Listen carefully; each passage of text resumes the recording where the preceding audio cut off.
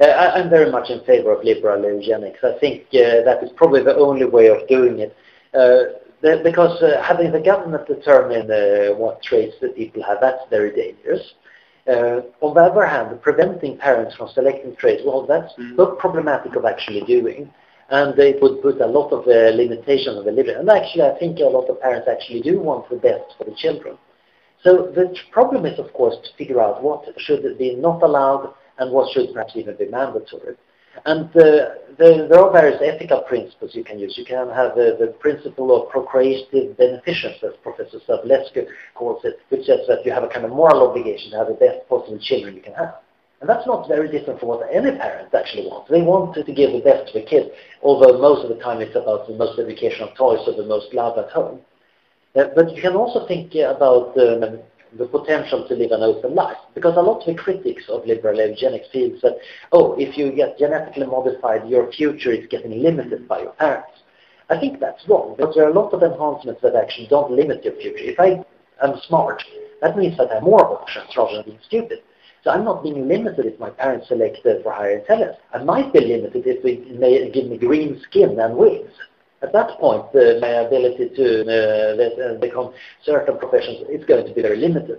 So we might want to make sure that we penalize one way or another these decisions that actually limit the choice. One fun way, which I don't really believe is going to work, but you can think about it at least as a thought experiment, would be to have the kids an ability to sue their parents for bad genetics. So this might work in America, of course, where everybody sues everybody for everything.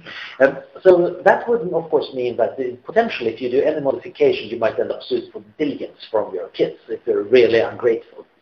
But there is a solution. That's, of course, a genetics insurance. So before doing your modification, you take this insurance and you pay a bit. And if your kids sue you for billions because they didn't like those green skin and wings, well, that insurance is going to cover it. But of course, the premiums are going to depend on what you did.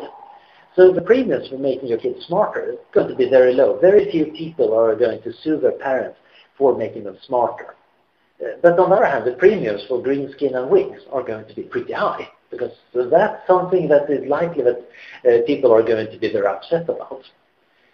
So although this is a kind of fictional example, I don't really believe this system would in practice work, because people are actually not suing the parents enough, which is a very libertarian thing.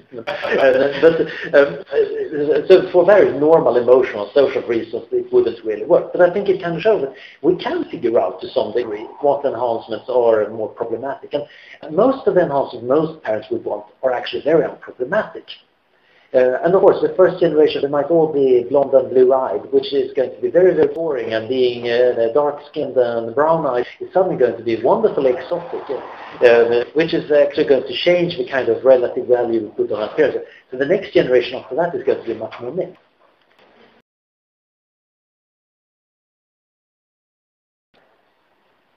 I'm doing a lot of different things. So one of the things is looking at, should we enhance our political leaders?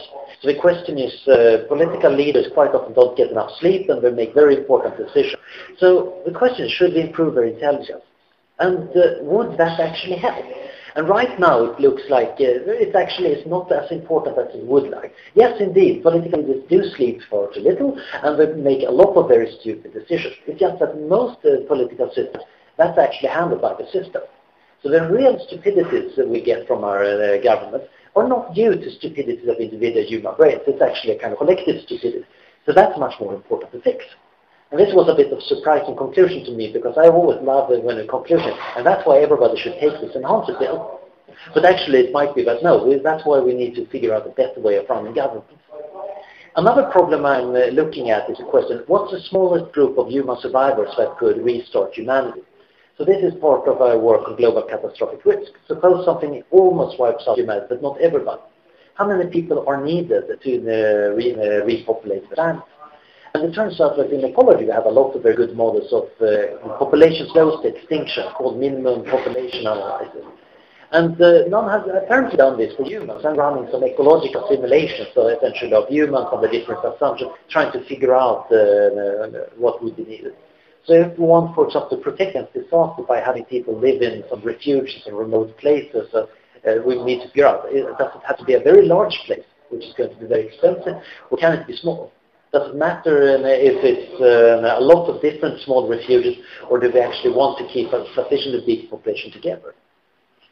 Beyond that, well, I'm looking at all sorts of interesting problems about the legal use of enhancing drugs. So you have a jury in a court trial. If they're supposed to listen to the evidence and then make a judgment. Suppose you could improve their memory. Would that be a good thing for the trial? And it would seem that according to current legal views, that would indeed be a good thing. So at least we should allow jury members to enhance themselves.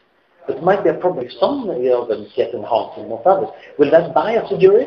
Might the enhancing drug actually bias what kind of evidence they consider? And this leads to a lot of interesting questions.